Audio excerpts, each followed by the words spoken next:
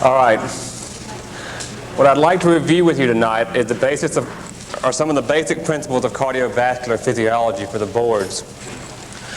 By way of introduction, I'd like to make a few opening remarks. I'm going to proceed from the assumption that you basically have a pretty decent understanding of cellular physiology, how contractions work, how nerves work, that sort of thing. If I bring up something that you want more clarification on, please feel free to ask.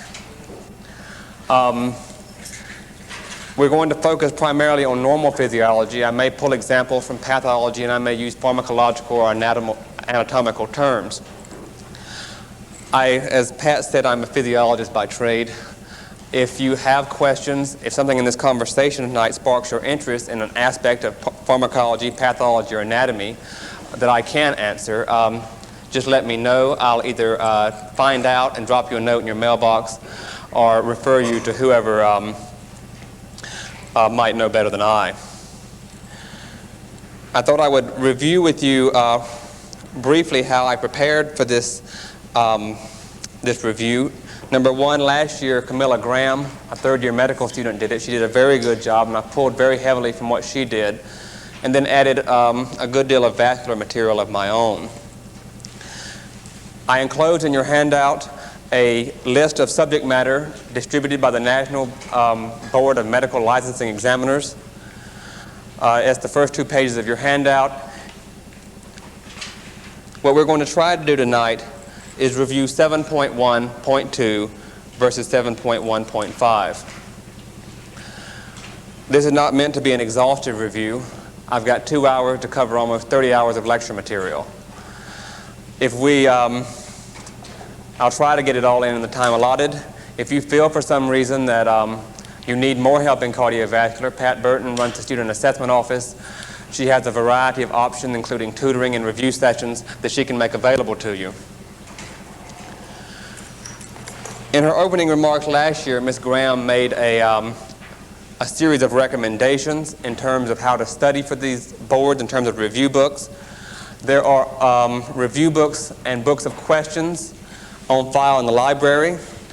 She recommended against the National Medical Series. That's the purple book for physiological review. I would second her recommendation.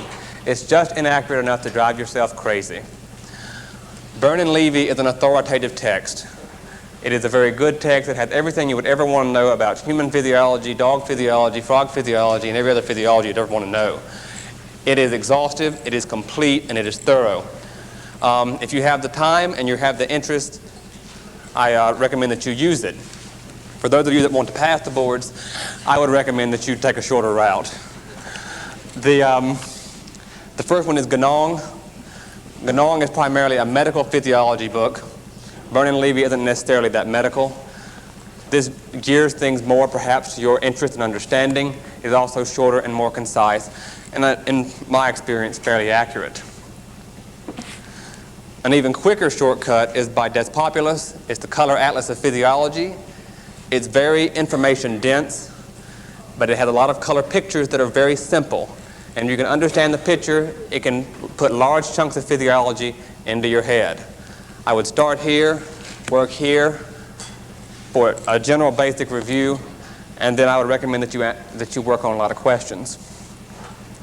In terms of format tonight, I would recommend, I'm going to try to spend the first hour talking about cardiac physiology, its electrophysiologic and mechanic properties, and then after a brief break, we could talk about the vascular aspect of things.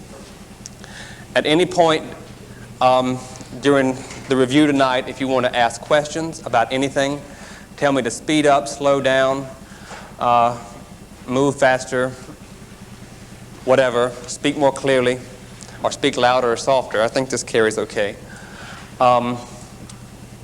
Please don't hesitate to ask. If everybody's pretty much ready, I think we can get started.